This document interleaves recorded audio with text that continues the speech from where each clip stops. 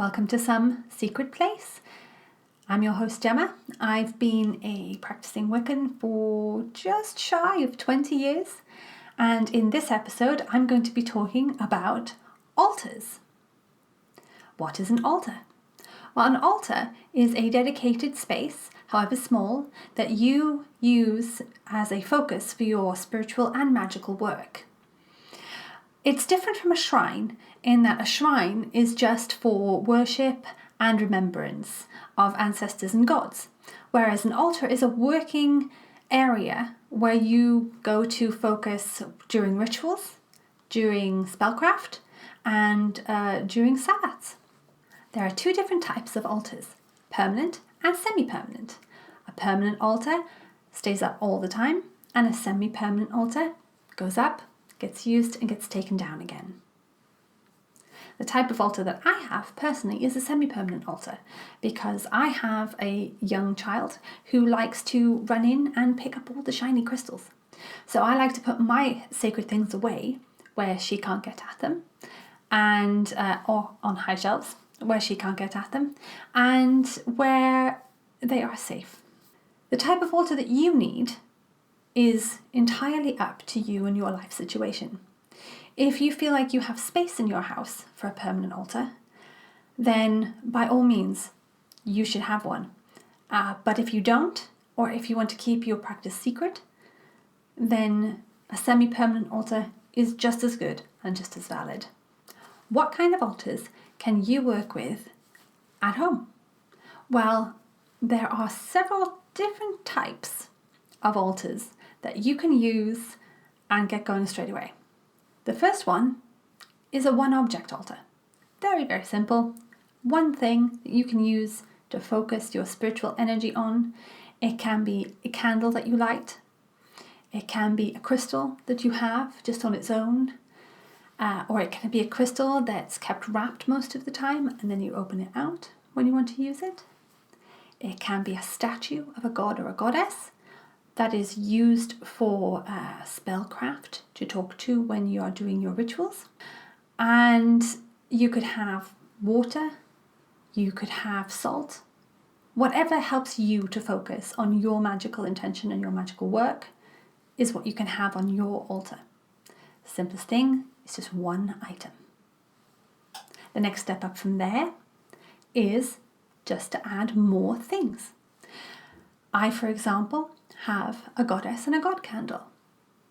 I put one on the left and one on the right, and then I have a space in the middle for working. This is the next most basic altar. You could have a goddess statue and a god statue. You could have a flower and a skull to represent the different dualities of your divinity. You could have just crystals to represent the dualities of your divinity. You could have different photos, artwork, whatever you want, and you can place them either side and then have your working space in the middle, or your working spell candle or your working crystals in the middle of your altar. The next stage up from there is again to add more things, more tools. If you're working with the elements, you can add representations of the elements to your altar. For example, if you have little tokens that you can place in each quarter for the relevant element, you can put those on. Or if you prefer, you can have a feather for air and a candle for fire and a little bit of water for water and some salt for earth, or some actual dirt or earth. Whatever you feel represents the elements to you, you can put those on your altar too. If you were working with more of a Wiccan sensibility, you can put your working tools on your altar as well. So you can have your athame off to the right, you can have your water and your chalice off to the left, you can have your pentacle in the north, and you can have your incense in the east. So how do you work out what kind of altar is going to work for you in your personal practice? Well, the first step is to decide whether you want a permanent or a semi-permanent altar. And the second thing to think about is, where is it going to live? If it is a permanent altar, is it going to live on a shelf, on a table? Where in the house it's going to be? If it's a semi-permanent altar, you have to decide where you're going to keep it. Are you going to keep it in a drawer? Are you going to keep it in a shoebox? How big are the things that you can fit into that space where it is going to be kept? The third thing to think about is what exactly you want on your altar. Are you going to have an altar cloth? Are you going to have candles? Are you going to have incense? If you're going to have candles, you will need matches. Are you going to keep a notebook handy? Or are you going to make notes after your rituals? These are the kinds of things you need to think about when deciding what kind of altar you want to use. The last step is to break everything out, set it up, and actually work with your space. Make sure that the space and the setup is working for you in your personal practice. Make notes on whether you'd like to move things, whether you'd like to add things, take things away. Find out what works for you.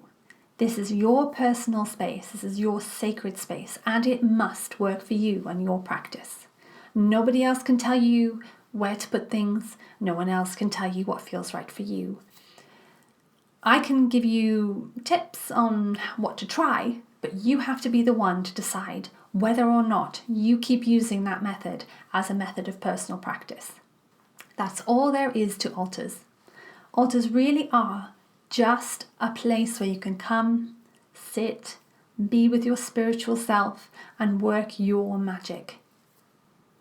Thank you for watching this video.